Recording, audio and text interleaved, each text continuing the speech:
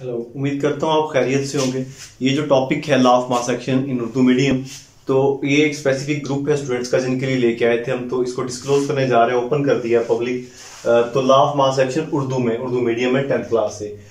इसको कैसे करना है, सबसे पहले तो ये पैटर्न देख लेना चाहिए हमें। दो तरीके से आता है ये, या तो शॉर्ट क्वेश्चन आता है या लॉन्ग आता है। अब जो शॉर्ट क्वेश्चन उसमें आपने इसकी तारीख लिखनी है, और तारीख कहाँ तक लिखनी है, आपने तारीख यहाँ तक लिखनी है, बराबर होता है तक, यहाँ तक तारीख लिखने के बाद, यानी कि आपकी आपने इसकी तारीख लिखने के बाद इसमें लास्ट पे आपने मेंशन करना है केसी किसके बराबर है, यानी कि यहां से एंड पे एक केसी निकलता है, KC is equal to C D बटा ए और बी। तो ये शॉर्ट क्वेश्चन में इतना आप मेंशन करते हैं कि 2 नंबर का शॉर्ट क्वेश्चन आपका कवर हो जाएगा जब आप तारीख लिखने के बाद साथ केसी एंड पे लिख देंगे। तो ये तो था शॉर्ट क्वेश्चन। अगर आ जाए long question, then what will you do, फिर आपको यहां तक पूरा केसी प्रूव करना पड़ेगा। वो आपको कहेगा केसी साबित करें, केसी किसके बराबर है, या आपको दे देगा KC is equal to C D बटा ए बी बराबर है, प्रूफ दे, या कहेगा लॉ ऑफ मास एक्शन पर तफसीली नोट लिखें। तो ये इसका पहला हिस्सा है लॉ ऑफ मास एक्शन का। तो इसको देख लेते हैं। सबसे पहले हेडिंग दी आपने क्वेश्चन की, फिर आपने इसको प्रॉपर समराइज करना है हेडिंग्स में।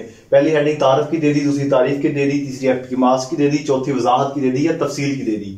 तो ये 4-5 कोई मेन हेडिंग्स बनती हैं, इनको यानी कि सुर्खियां जो हैं आपने लाजमी कवर करनी है। फिर हम स्टार्ट लेते हैं शुरू से। तारीफ में क्या लिखना है कि गुल्डबर्ग और वेग ने 1869 यानी 1869 में ये लॉ पेश किया या ये कानून पेश किया।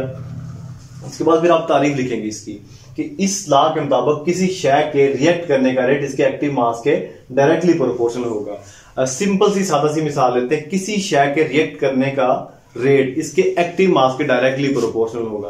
पहले तो आप इस स्टेटमेंट को समझ लें, फिर इसमें एक वर्ड आता है एक्टिव मास का, उसको समझते हैं। इस लॉ के मुताबिक किसी शय के रिएक्ट करने का रेट, यानी कि कोई चीज कितनी जल्दी से तब्दील हो जाती दूसरी में। फर्ज करें ये मैं कितनी जल्दी से पिक करवा रहा हूं, ये एक शय है एक ये शय है, कितनी जल्दी से इनको जोड़ रहा हूं। तो क्या मतलब कितनी जल्दी से जोड़ रहा हूं, इनका आपस में रिएक्ट करने का रेट कितना है, कितनी जल्दी से ये एक दूसरे के साथ मिल पा रहे हैं। अगर हल्के हैं तो जल्दी हो जाएंगे, अगर भारी हैं तो देर लगेगी मुझे उठा के लेके आने में, फिर आहिस्ता आहिस्ता करके।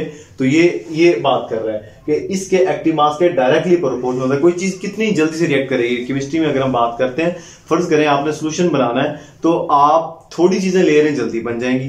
कोई चीज है वो रिएक्ट करवाना है किसी को दूसरी के साथ, तो उसका एक्टिव मास जो वजन है उसका एक्टिव के जो सॉल्युबल है, जो ट्रांसफॉर्म हो सकता है रिएक्टेंट से प्रोडक्ट साइड में, उसकी बात कर रहा है।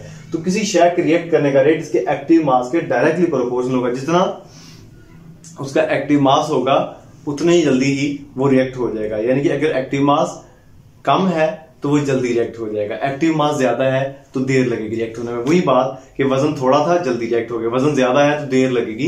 इन चीजों को आपस में रिएक्ट करें। और फिर उसने पहले एक एक चीज की बात की थी, फिर उसने कहा और रिएक्शन का रेट रिएक्ट करने वाली अशिया के एक्टिव मास के हासिल ज़रब के बराबर होता है। रिएक्शन का रेट, पहले बात कर रहा था एक रिएक्टेंट की, अब कहता है काफी सारी चीजें हैं, पूरा एक रिएक्शन करवा रहे हैं, काफी सारे मिक्सेस आपने ऐड कर करके, फर्ज करें चाय बना रहे हैं, उसमें रिएक्टेंट्स कौन कौन से, उसमें चाय की पत्ती है, उसमें दूध है, और उसमें आपने पता नहीं क्या क्या फ्लेवर्स ऐड किए होंगे।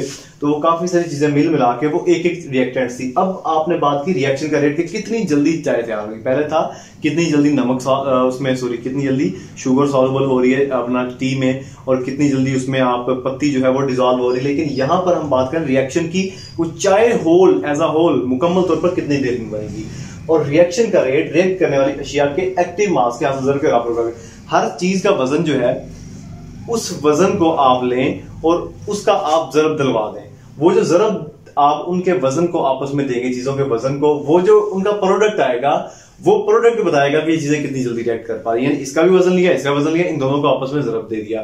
ज़रब देने के बाद जो प्रोडक्ट आया इन दोनों का हासिल आया, हासिल ज़रब, यानी कि ज़रब देने के बाद जो हासिल आया वो हासिल बताएगा कि ये रिएक्शन कितनी जल्दी होगा। थोड़ी है तो जल्दी बन जाएगी, ज्यादा है तो कोई भी चीज देर लगेगी। खाना पकाने के केस में देख लें, इस तरह केमिस्ट्री में रिएक्शन होते हैं, थोड़ी चीजें ले रहे हैं जल्दी हो जाता है, ज्यादा लेते हैं तो रिएक्शंस वो चेंज होता है, वेरिएशन होती है।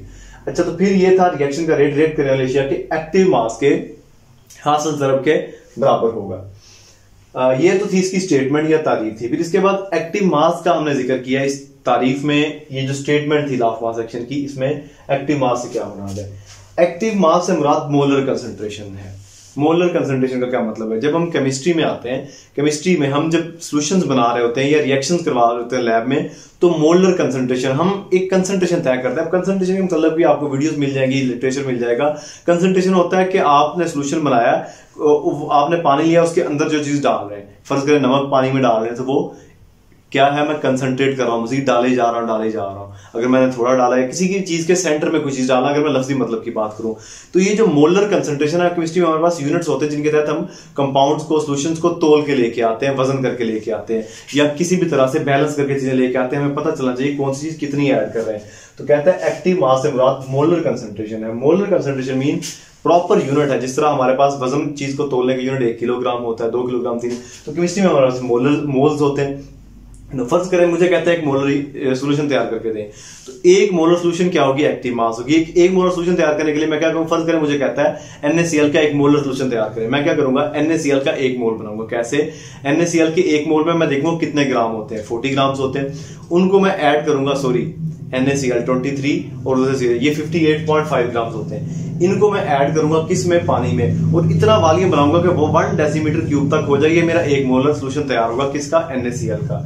तो ये जनाब क्या होगी, मोलर डेसीमीटर की चीजें तोल के लेके आ रहे हैं, आप किसी प्रॉपर यूनिट में लेके आ रहे हैं। तो ये जो मोलर कंसंट्रेशन है, ये खास पैमाना है केमिस्ट्री में, उसका यूनिट है मोल डेसीमीटर क्यूब।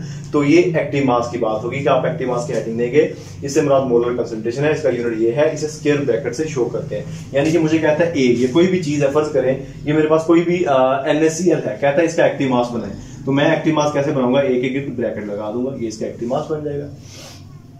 तो एक्टिव मास का अलग से एक 2 नंबर का शॉर्ट क्वेश्चन भी आता है कि एक्टिव मास से क्या मुराद है, या मोलर कंसंट्रेशन से क्या मुराद है। तो इसको भी आपने सिर्फ इतना लिखना होता है कि इससे मुराद ये है और इसका यूनिट ये है, और इसको स्क्वायर ब्रैकेट से शो करते हैं। ये आपका 2 नंबर के अलग से शॉर्ट क्वेश्चन निकल जाता है। फिर थोड़ा सा आगे बढ़ते हैं, वजाहत की तरफ आते हैं। कहता है फर्ज करें आपने एक रिवर्सिबल रिएक्शन लिया, ये जो एरो है, ये वाला एरो, ये रिवर्सिबल रिएक्शन का है, ये वाला एरो फॉरवर्ड रिएक्शन का है, और ये वाला एरो रिवर्स रिएक्शन का है।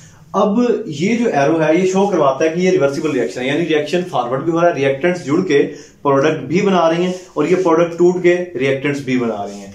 ये इस तरफ फॉरवर्ड हो रहा है, इस तरफ रिवर्स हो रहा है। तो KF मतलब रिएक्शन फॉरवर्ड में हो रहा है, ये इक्विलिब्रियम कांस्टेंट लगाया, थोड़ी देर के लिए कच्चा कांस्टेंट है।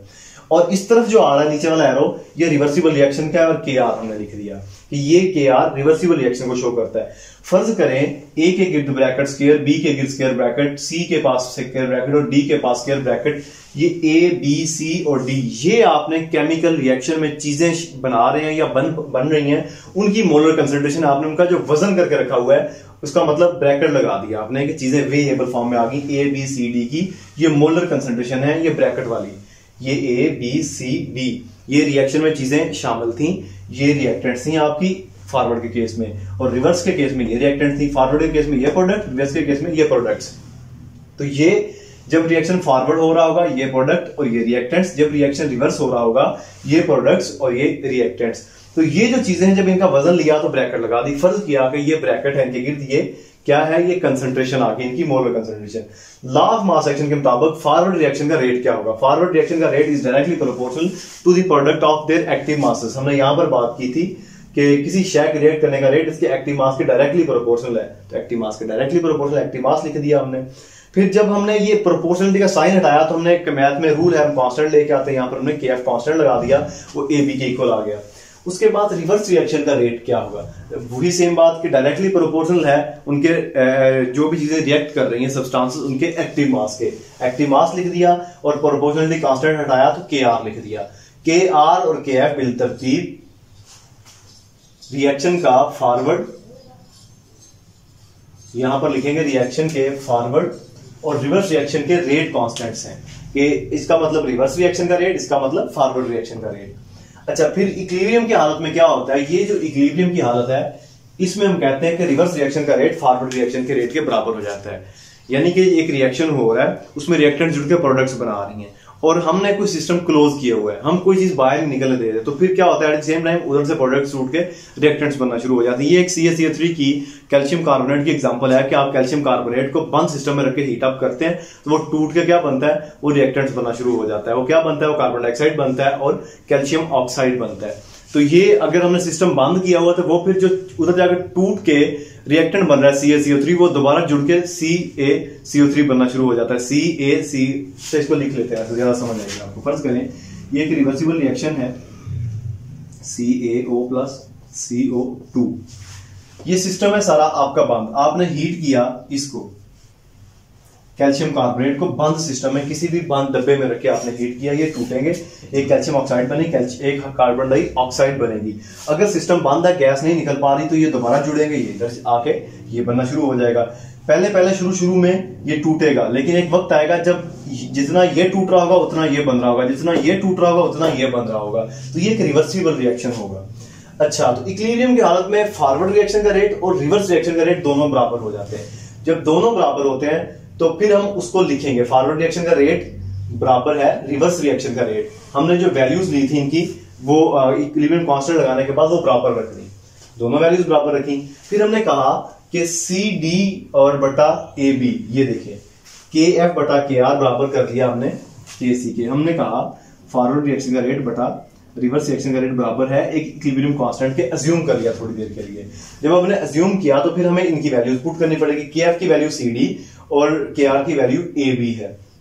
अच्छा, ये अब कैसे निकली? फर्ज करें यहां पर KF है, यहां पर KR है। हमने KR उठा के KF के नीचे रखा, KR को उठा के KF के नीचे रखा।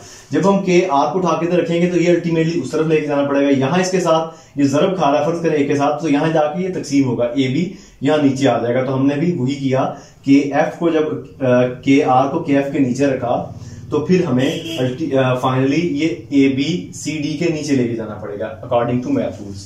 तो ये फिर हमने कह दिया कि KF बटा KR KC के बराबर है, तो हमने फाइनल लिख दिया। इसका मतलब law of mass action reactants और प्रोडक्ट के एक्टिव मासेस और इक्विलिब्रियम कांस्टेंट के दरमियान ताल्लुक की वजाहत करता है। इक्विलिब्रियम कांस्टेंट हमने ये निकाला कि इक्विलिब्रियम क्या होता है, चीजें बैलेंस हो जाती हैं, इक्विलिब्रियम में आ जाती हैं। यानी कि हमने इधर 2 किलो का बाट रखा या वट्टा रखा, इधर 2 किलो चीनी डाली, तो चीजें जब बराबर आ गई, हमने कहा इक्विलिब्रियम हो गया, बैलेंस हो गया। तो इसे हमने कहा ये इक्विलिब्रियम कांस्टेंट है, ये चीजों को बैलेंस करके हमें दे रहा है। तो ये था लॉ ऑफ मास एक्शन का फर्स्ट पोर्शन, KC = CD बटा AB होता है।